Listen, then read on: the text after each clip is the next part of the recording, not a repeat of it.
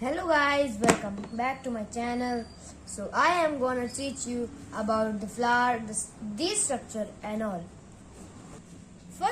Firstly, I'm going to teach you about the structure of the flower. So flowers are generally attached to a stem by a stalk, also known as a pedicel. Plants such as tulip and lily have only one pedicel bearing a single flower, which means the flowers are attached to a stem by a stalk, which is known a pedicel. Means the stalk is known as a pedicel. And plants such as tulips and lily have only one pedicel bearing a single flower. Means they have only one pedicel. In plants such as lilac, the pedicel is branched and bears many flowers. Some flowers do not bear a pedicel and are called sessile flower. In lilac, the pedicel branched and bears many flowers. Means the pedicel is branched and it bears flowers. Okay. And some flowers do not bear a pedicel. Means some flowers do not bear pedicels. And these flowers are called sessile flowers. And a typical flower usually has 4 parts or whorls: calyx, corolla, androecium, and gynoecium. These 4 parts are arranged in 4 whorls or concentric rings. The 4 whorls arise from the tip of the pedicel. For this reason, the tip of the pedicel is swollen and called the thalamus or recipitate. Means जो flower होता है उसके it has 4 parts. First part is calyx, corolla, androecium, and gynoecium. Basically, calyx is the sepal, corolla is the petal, androecium is the male reproductive part of the flower, gynoecium is the female reproductive part of the flower. The 4 parts are arranged in 4 whorls. Means these 4 parts are arranged in 4 whorls. Let me show you. See, this is the structure of a flower. There are petals, there are sepals. This is gynoecium.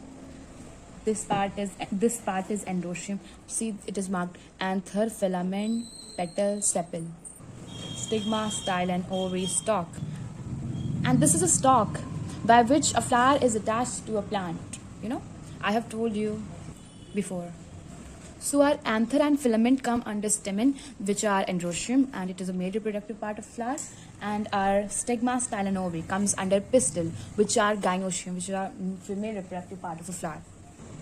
And see, this is our thalamus. This part is known as thalamus. See, it is marked here. See, this is our calyx part, which is a sepal. It is marked here. See, it is our calyx. It is a petal. These are petals in a hibiscus flower. And it is an anther which produces pollen grain. And it is a filament. So calyx. The calyx are the outermost wall. It consists of green leaf-like structure called sepals. See, I have shown you, this is a sepal and this is a green leaf. It is called a sepal. Calyx are also called sepals. And the function of the sepal is the sepal enclose and protect the inner part of the flower in its bud state. The sepals enclose and protects the inner part of the flower. The inner part of the flower when they are in the bud stage. The sepals protects the flower when the flower are in bud stage. Corolla. The corolla is the second whorl that consists of petals. Petals are these colored leaves. Petals. These are corolla. The second name is corolla and petals. You can say anything. These are colored, brightly colored petals. The function of a petal is the petal surround and protect the reproductive parts of the flower. The function is of brightly colored corolla is to attract butterflies, bees, and other insects to help in the pollination.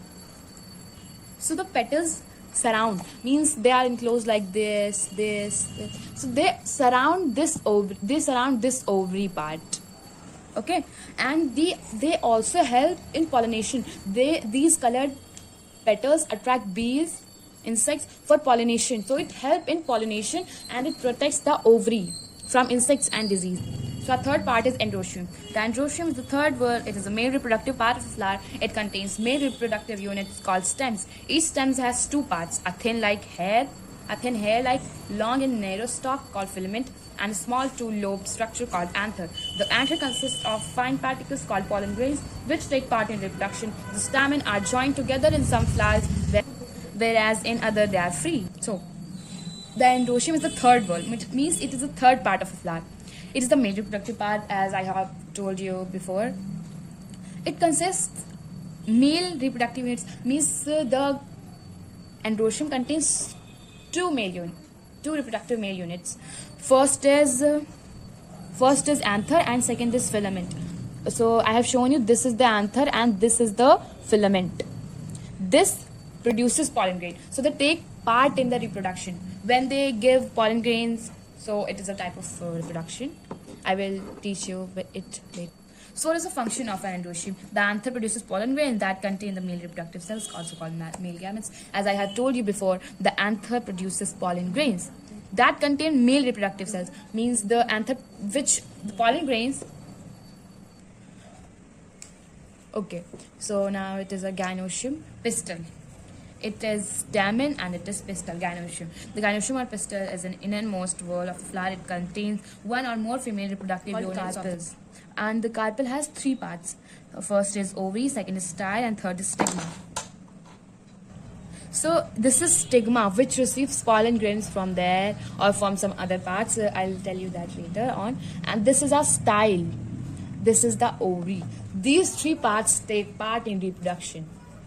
A swollen part called ovary is situated at the base of the carpel. It contains small round egg structures called ovules.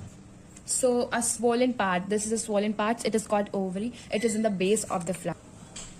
It contains, the ovary contains a round egg-like structure. This is the structure. It is called an ovule. In this ovule, the pollen grains fuse with the egg inside the ovule. When they fuse, they form a structure called zygote. The style is a long, narrow tube-like extension of the ovary. So a style is a long, narrow-like structure. So it is a long, narrow structure. This is a style. Look. And this is the stigma. And this is a disc-like structure. This is stigma, which receives pollen grains. And this is the ovary. Inside this ovule is present. This is the ovule. Function. The ovules in the ovary contain cells for reproduction. So these ovules contains the eggs or ova, which help in reproduction. And they are female reproductive cells. So I have taught you the structure of a flower. So I'm gonna upload a new video about a complete flower, unisexual, bisexual, pollination, and so on. So that's it for today's video. I hope you liked my video. If you liked my video, please subscribe my channel and like my video. And do not forget to share it with your friends and family. Thank you so much for watching. Bye.